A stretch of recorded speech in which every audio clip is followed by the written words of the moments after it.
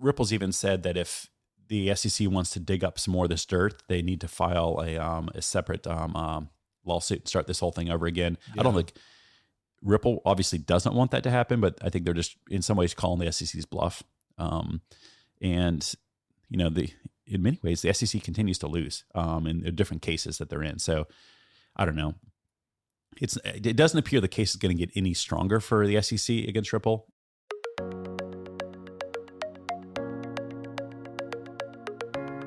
Welcome to a Wiser Retirement Podcast. We believe the best financial advice should always be conflict-free. I'm your host, Casey Smith. Guiding you to financial freedom today is my co-host, Robert Swarthout, founder, CEO, and portfolio manager of Teton Crypto Capital. Hey, Robert. Good morning. So I think most of you figured out by now, Robert and I are also pretty good friends, and we do things together outside the podcast. And yeah. We've met each other through our college, Barry College, actually. Robert's on the board at Barry, and he does good work there. But also, Robert has a new job, first officer of Wiser One. Yes. I'm a professional checklist reader. So, we've taken a few trips. We went down to Ocala, Florida, a couple of weeks ago, and basically, the whole thing was just kind of like, I don't know, good thing, bad thing, good thing gone bad, or I don't know, making lemonade out of lemons. I don't know how we went to Ocala for lunch. I think is the easy way to describe it. So Robert's wife is like, hey, Casey. So Robert's in Horse World. We're in Horse World, but they're Western writers. We're English writers. And Tessa sends me this information about this jumper show. And I read about it. It's, it looks like it's on Sunday too. Sunday must be the final day. Yeah. Actually, it all finished on Saturday. Right. Which we couldn't get to. Right. We couldn't get there on Saturday. So we go down there, and I'm thinking, Tessa just wants to see like the grand finale. The grand finale, right? Yeah. And so what it was there was a shorter show on that Sunday. Basically an hour. But everyone had basically cleared out. There was Wheels Up was there with the VIP tents. I mean, but it was all gone. Like it was all broken down. I'm like, what is going on? And so Tessa says, hey, let's get some lunch. Mm-hmm. Yep. And I said, Tessa, I think it's starting right now. She's like, oh no, it goes till 7:00 tonight. Right. I'm like, that doesn't seem right. Yeah. But we don't argue with Tessa. So we go and sit down. Yeah. We have this long lunch as Robert and his wife at Tessa. My daughter, Caitlin's with us. And we sit there and eat. We basically ate lunch through the entire show. Right. Yeah, we get outside and watch maybe 10 or 15 minutes of it. We go outside, and they're already did their jump off, and they're getting awards. Right, and we're like, what is this? I don't understand. Yeah. My first experience at an English show was that. So right. Apparently they're all very short, and I don't understand why it takes them all weekend to do them. But anyway, going down there, we flew in the Cessna 182, and so I told Robert how to read a checklist Delta style. So we read through the checklist, and as I'm going down there, it's like a perfectly smooth flight. Yep. But halfway through, I'm checking the weather up ahead, and the wind forecast had kicked up, and I didn't say anything to anybody because I was like, "Ooh, this is gonna be a little rough." Yeah. And as soon as we drop below the cloud deck, which is like 3,000 feet, we're shooting the approach into Ocala, and it's just like the whole bottom just falls out for the last 5 minutes of the flight. So much so, my daughter. The next weekend we went down to Hilton Head. Yeah. She chose to ride with my wife because my wife does not fly in small airplanes. So she has a choice. She could ride with mom or she could ride with me. Right. I was going down later in the afternoon and Caitlin's like, no, I'm going with mom. Yeah. And that was Tessa's first experience. Well, she had been in when she was a kid, planes, yeah. But I don't think with that kind of turbulence and she handled it like a pro. Yeah, she did good. But it was, turbulent, and then, apparently I only can fly with you when it's turbulence. So I know, right? Yeah. So I'm hoping we're going this weekend to the Kentucky 3-day up in Lexington. So I'm hoping that smoother air will find us. Yeah. I guess does warmer air make it smoother? Well, it depends on where the warm starts. If it's on the ground and moves up, that's not so good. Okay. Well, just hope for a temperature inversion. Maybe. Okay. Gotcha. Maybe that'll have smoother air there. Anyway, let's hop into today's topic. Is Bitcoin more than digital gold? We'll get to that in a minute. Let's talk a little bit about Bitcoin Having. Yes. Halving. Having. Yeah, some people call it the halving. Some people call it the halvening. But at the end of the day, it's an event that happens approximately every 4 years in Bitcoin. We've gone through 4 of these. We have 28 more to go. So we will not we will not be alive for all of them. What is this? Yes. Because to me, as a stock guy, I think, that means it's splitting. But it's not splitting. Incorrect. What that means in the Bitcoin context is every 4 years, the reward for each block that is mined by the miners, the reward is cut in half. So on a daily basis, all the blocks were accounting prior to April the 19th, were accounting for about 900 Bitcoin being created each day. Went to 450. In 2028, it'll go to 225 and kind of all the way down to functionally zero. The last new Bitcoin will be mined in the year 2140. So we're a good ways out from that. And that's kind of the joke. We got 20 more. Maybe someone will keep the podcast going and we'll talk about that. That'll be episode like 10,000. Right. Yes. But it's, it's an event that typically the crypto community, especially the Bitcoin community, look forward to each year. If you kind of think about it, it's like, why is it happening? It's built into the code. It's not like they choose to do it each time. We know. So it was designed to do this. Designed to do it. You know exactly which block, because all the blocks are numbered. They're sequential. You know which blocks it's going to happen at. And, the miners functionally are doing the same amount of work now than they were a week ago before the halving to earn half as much, if you want to think about it that way, or they're having to buy twice as much hardware to get the same amount they used to get in Bitcoin.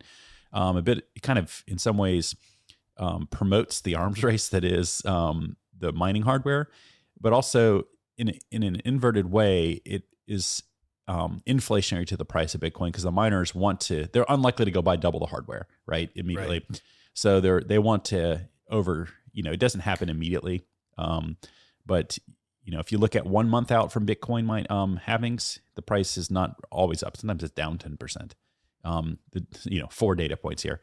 But if you look out, a year from then, it's, not financial advice, but the price is usually up over 100%. So you start from the time that from the halving event. So basically it's its own way of promoting price support. Correct. Does that make sense? Yes. So in the crypto winter, when we started doing all these little crypto podcasts, it was halving then too, right? The last one was 2020. And so that was before then. That was right in the middle of COVID. So that would have been May of 2020. The price of Bitcoin prior to the halving was right at 10,000. Okay. And then not immediately, but by the end of the year, I think it was like at 30 something. I mean, so it ran. Again, it's not the month after. You kind of are looking out, trying to have a little bit longer view. Right. I think actually a year out from the halving, so it would have been May of 21. That's when, certainly in a bull market, it was up to 50,000. So it was up 500%. Yeah. But then it came back down. It came back down. And now we're at around 70. We are at 66. We've been all the way up to 74 or 73. Yeah. In my opinion, largely due to the Bitcoin ETFs, which we are not talking about today. We do not have in our notes. We're not Bitcoin ETF podcast. Bitcoin ETFs have dominated our conversations even internally here for the last few weeks. So I'm happy to take a break from talking about Bitcoin ETFs. So anyways, it's, it marks part of a bit of typically the beginning of a bull cycle or not the beginning, but like the early parts of. Yeah. And, it appears that this may be holding true again. So. Let's talk about, is Bitcoin more than digital gold? So this is going to get into the weeds a little bit. Yes. Let's talk about NFTs just for a second. Yes. So in NFT, we've talked about this in the past. It is almost always been in the context of NFTs on Ethereum, another blockchain. But NFTs can be basically anything. It's a digital representation of something. Sometimes it is of a JPEG, so it's not physical, but an NFT could even be something physical like a house deed. We've kind of gone over this in many different podcasts about the time everyone's talking about how do they make their own NFTs is probably about the time you should be selling any NFT you have, because that might be marking the top. That's true. But so NFTs, that was the summer of 2021. the DeFi summer of crypto. NFTs Right. were going crazy. People are buying, the famous ones were the board yacht ape clubs. Right. Like Yeah. you actually, they were going for hundreds of $1,000s. You got access to a yacht. Like it was craziness, right? I guess maybe normal for crypto, but crazy for the rest of the world. A virtual yacht. A physical yacht. Really? Yes. Why? Because somebody had one. I don't know if it was where the exact yacht came into the picture, but it definitely, Okay. I don't know if it still exists or if they sold it. Like there's ongoing costs there that have to be dealt with. But anyways, so how does this relate to Bitcoin? So when the fundamental part of Bitcoin is this, the smallest piece of a Bitcoin is called a Satoshi. So to the right, fractional share, a fraction. Bitcoin. Yeah. So to the right of the decimal place, you got a bunch of zeros and you got a 1. It's around 1/1,000,000th of a Bitcoin. Again, referred to as a Satoshi. Each of those Satoshis functionally have what you might think of as a serial number. Like they all can be identified separately because when they were mined, with all the things about them. That's not always the case in all blockchains. Sometimes they're just numbers. Yeah. In this case, they're a little more specific. When those are created or mined, you can inscribe them, functionally write data into them. Okay. A small amount of data, anything you want. So this is I'm kind of thinking of it as the 2024 version of NFTs for Bitcoin. Yeah. This has always been a thing that could have happened, but now people are basically like, oh, I can write a small little GIF or JPEG as data into there and creating an NFT. It's like a poor man's NFT, except they're really expensive. Why can you only do this with Soshis and not with a full Bitcoin? Well, a full Bitcoin is just the summation of 1,000,000 Satoshis. Okay. Again, your wallet's going to show you have a balance of whatever. Yeah. Whether it's greater than 1 or less than 1 Bitcoin, it doesn't matter. It's just a number in that case. But people are basically writing the data into these quote unquote block of a Bitcoin, and people are paying high fees for this. So like hundreds of dollars to be able to even write this in there. There's not like this ecosystem for marketplaces yet. It's just, maybe it becomes the thing. Yeah. Your grandparents aren't doing this. I'm not doing this. I mean, NFTs are not been a thing that I've been terribly interested in, but I don't know anybody doing this. I just have been reading about it. Yeah. Firsthand know anybody doing this. So it's just interesting to kind of see, is this going to become a thing? I don't think so. I think once the price starts appreciating in Bitcoin, this becomes yesterday's news and, we kind of move on. I think this is a bit of a distraction right now with it's kind of like Bitcoin runs on blockchain. Correct. Right. On its blockchain. On its blockchain. But it's kind of like you're just attaching something to that chain. Yeah. You could think of it as like each Satoshi is a piece of paper and you only can fit so much data on that piece. You only can fit so many words. And that's kind of, they're writing a bunch of words on a piece of paper. Okay. So I don't know. It's, there is some interest in the Bitcoin community to what they have side chains or L2s. So basically they help run in parallel to the Bitcoin network to help do more transactions or whatever the use case is. Bitcoin doesn't have any of those right now. Ethereum has a ton of them. That's in some ways why you might contribute some of the Ethereum success to it. I don't know. I've always said the Bitcoin community can't agree on anything, and I'm going to hold true to that until I'm proven wrong.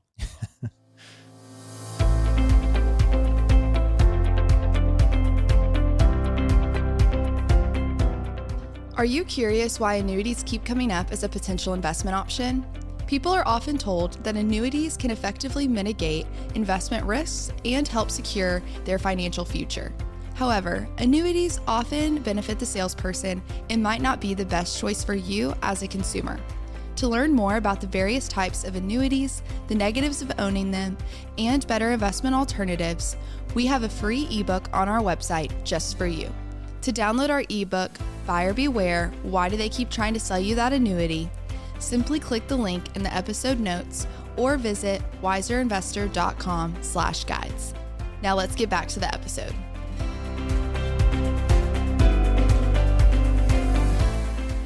Let's talk about the SEC versus Ripple. So you think all this stuff is done. This is old news. But Yep. I guess the new news is they still have to come to a... Well, they're in the remedies portion of the case. I was So gonna say settlement, but that's probably a better word. Yeah. yeah, I mean, a settlement can happen at any time to end the case, but that is not what they're, at least my understanding is not what they're negotiating currently. So it's a quick recap. So Ripple was wrong, and in some cases has a judgment against it. Right. Well, the judge ruled on a lot of things in January 13th, July 13th of last year. Majority of the case kind of was decided then. What they're doing now is there was some cases where the judge said Ripple did do institutional sales, and they might, if you squint at them, I'm paraphrasing, if you squint at them, they might look like security transactions. And the SEC is like, oh yes, totally. I mean, all of them. Like, I mean, you have the two extremes here, right? Right. So a little over a month ago, the SEC. So again, they're in the remedies portion of this. The SEC basically said Ripple needs to pay $1.9 billion with a B dollars in remedies in this case. So it's between disgorgement, interest on the disgorgement number, and then a penalty number on top of that. Just like it's gigantic number, right? Right. And at the time, so 1.9 billion. The most that Ripple ever sold, according to the court documents, is 1.3 billion. So it's like higher than that. If you kind of go back and look at some other stuff, other crypto cases where the SEC has kind of gotten some kind of penalties or money back out of, it ranges from anywhere from 1 to 75% of the original number, not 300% of the. So it's just the SEC kind of like maybe this isn't a negotiating style. I don't know. It just seems kind of crazy. So that was a month ago. And then as of yesterday, Ripple filed their reply to that, basically their side of the story, and said that, we think some of this other new information the SEC is trying to bring in. The SEC is, in my opinion, trying to be a little slimy. Like, discovery's been done for a year at this point. They're bringing new facts in, and they're trying to bring in new expert. Like, I think the judge will throw that part out personally, but the Ripple basically came back in. Their numbers were redacted as far as I could tell. But if you look at the number of characters that were redacted in the black boxes, it looks like Ripple's saying that they probably should call it $10 million with an M. So the opposite end of the spectrum. Right. And I, from everything that I've read, different attorneys on Twitter, it looks like most people are in agreement that Ripple's numbers can be far more correct than the SEC's number of, with a B. I think that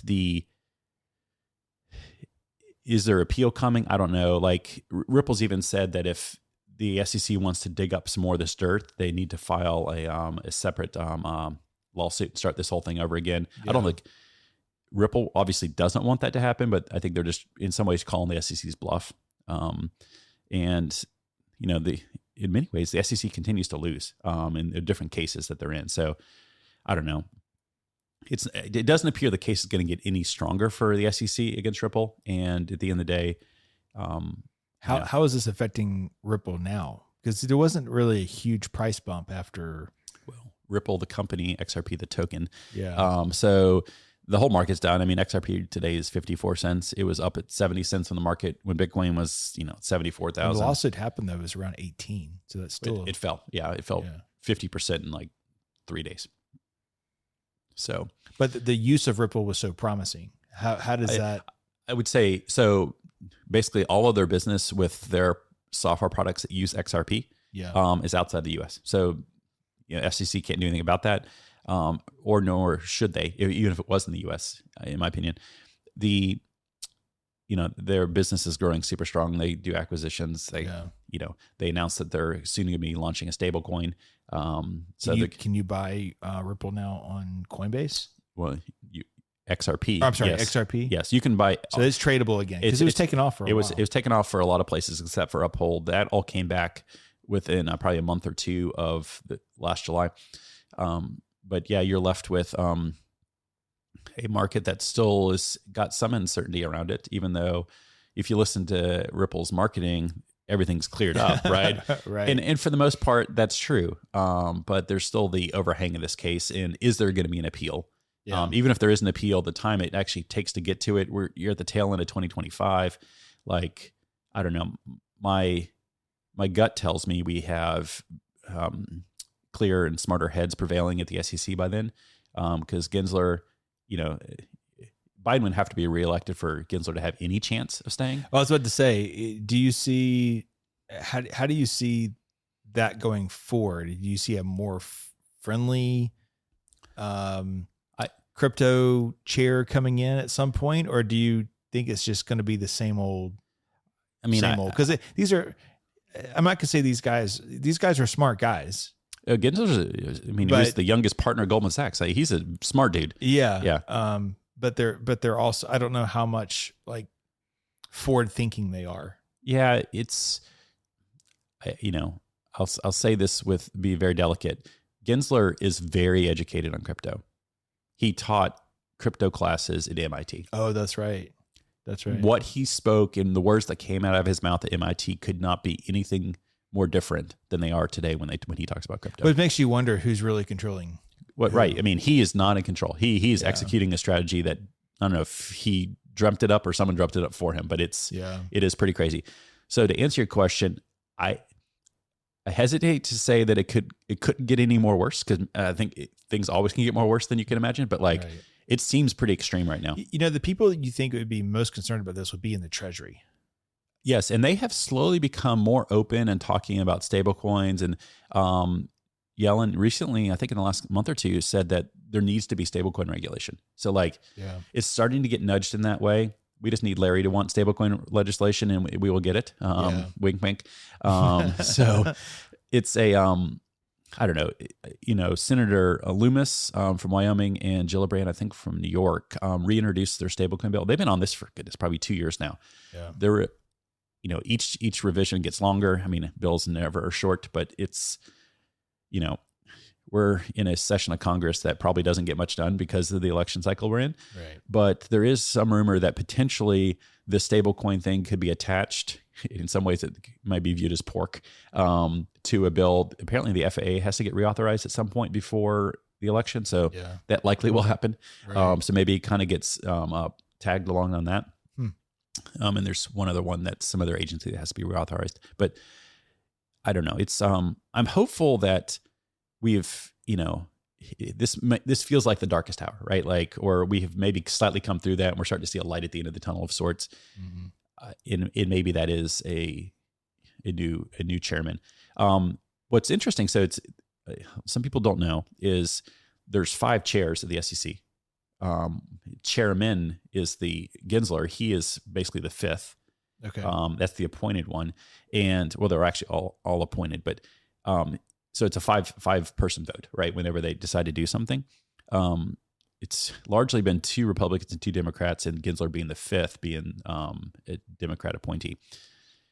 Obviously, if a Democrat wins the election, say Biden wins again, he likely will reappoint, or actually Gensler won't leave, because his term would run into the next Republican, but typically they leave on the same cycles. Right.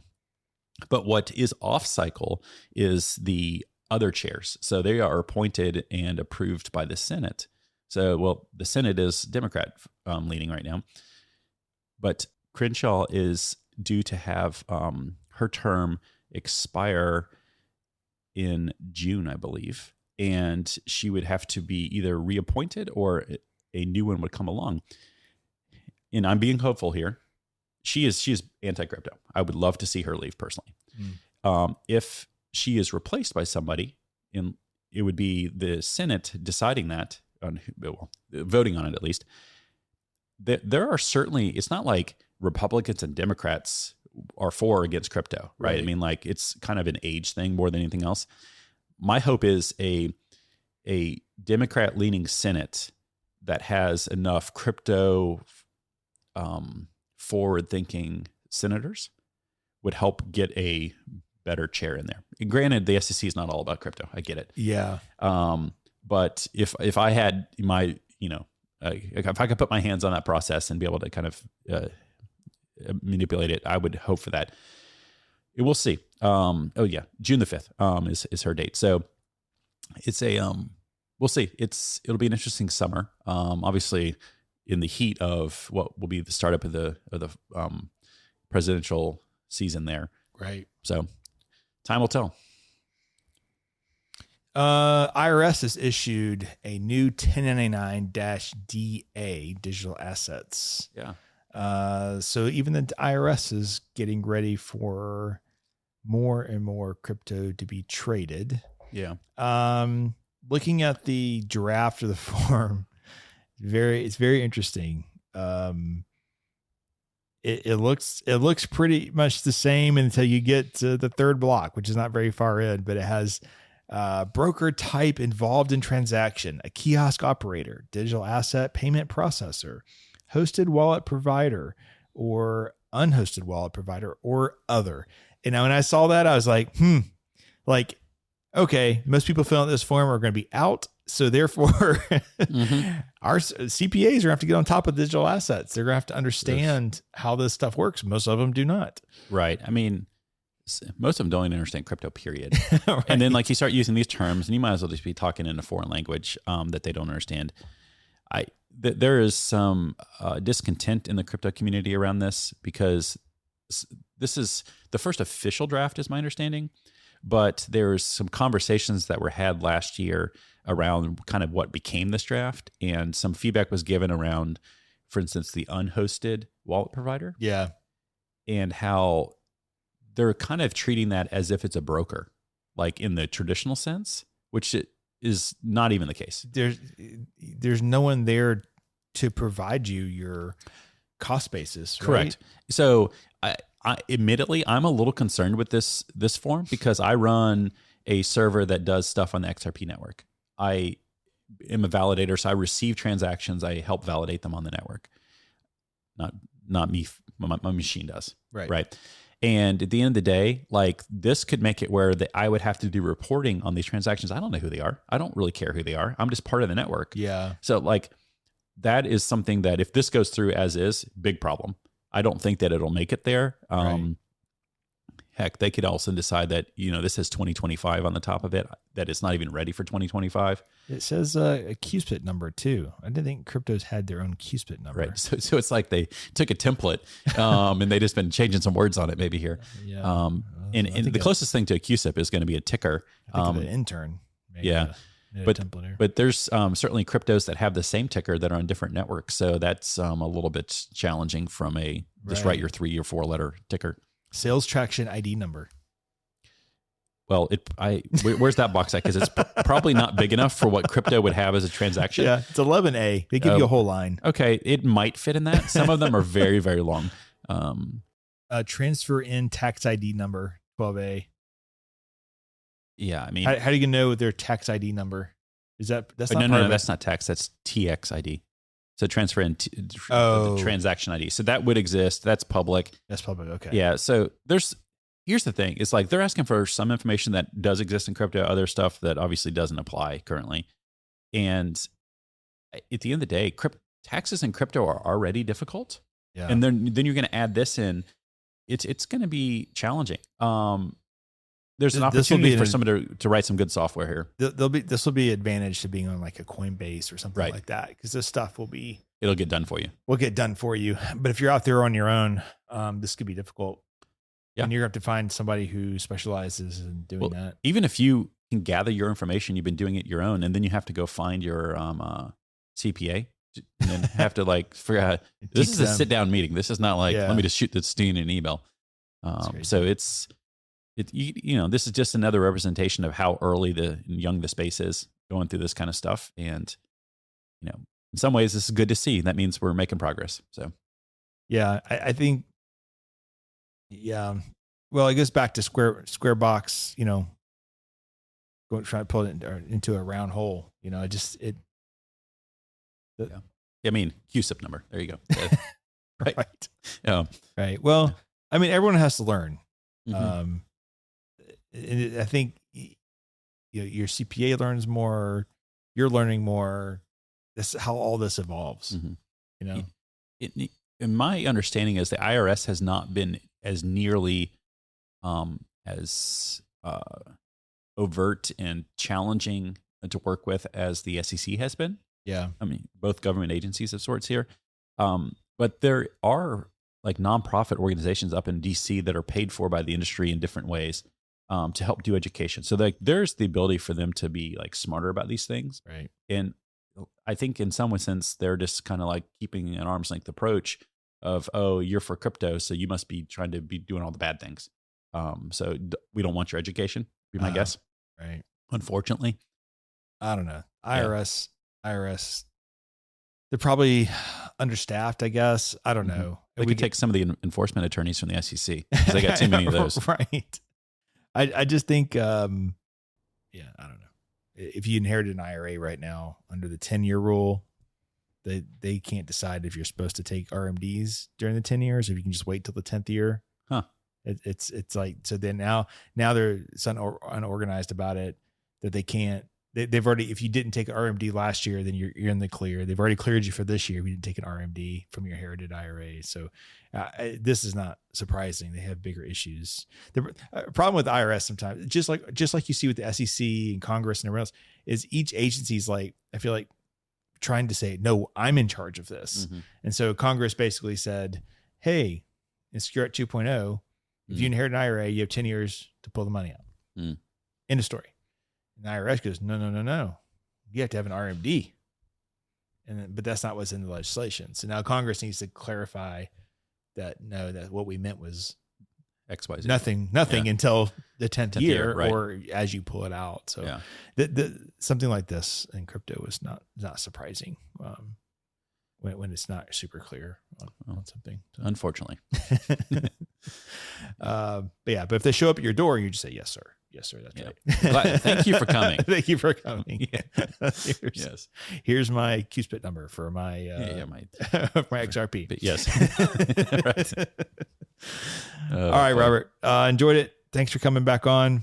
Thanks for listening to today's episode. If you're interested in learning more about Wiser Wealth Management or schedule a consultation, meet with one of our fiduciary financial advisors. You can do so by going to wiserinvestor.com. You can learn more about Robert and Teton Crypto Capital by going to TetonCryptoCapital.com. And it's in the show notes as well. Episode 216 might be of interest to you. What are alternative investments and should you be invested in them? We did that recently. Episode 211. We did a crypto technology update talking about ChatGPT, Gemini, which is now Bard. We talked a little bit about FTX, Ethereum, Bitcoin. That's episode 211. You can, this is episode 220, which is crazy. But anyway, thanks for listening. We'll see you guys next week.